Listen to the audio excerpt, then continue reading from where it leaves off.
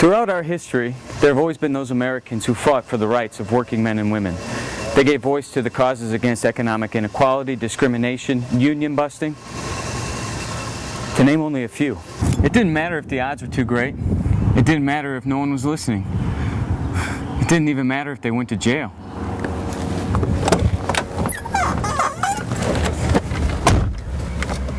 They struggled against what they knew were unjust laws and unfair practices.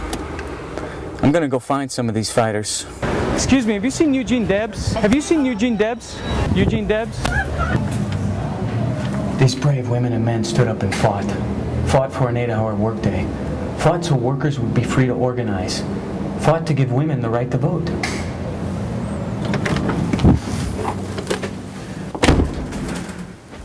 Martin Luther King? Jr. Martin Luther King. Martin Luther King!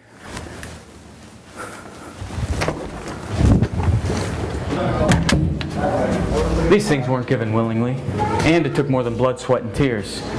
Sometimes it took their freedom. At other times it took their life. Cesar Chavez! ¿Dónde está? But it has always taken dedicated Americans who felt obligated to remind their fellow citizens of the idea of liberty on which this nation rests. Maybe they're at the beach. Would Susan B. Anthony wear a bikini? These people believe that being an American brought with it inherent responsibilities to themselves, to their fellow citizens, and above all to this nation. Many of these brave few never saw the fruition of their battles. Most knew they never would. They never saw an end to violence as a way of putting down strikes. They were never protected by the very worker safety laws they fought to enact. Ma Jones? Have you seen Ma Jones? Samuel Gompers? Maybe there's no more fighters left.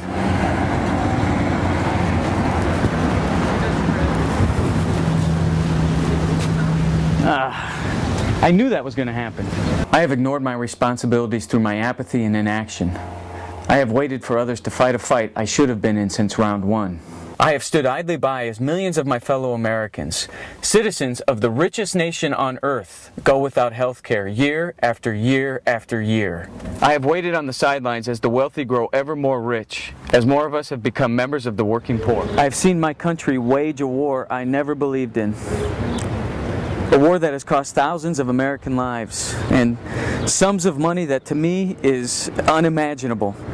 Money that could and should have been spent on the creation of new jobs, college tuitions, the retraining of our brothers and sisters who lose their jobs to unfair trade practices. And I did nothing. America is heading in the wrong direction, and things must change.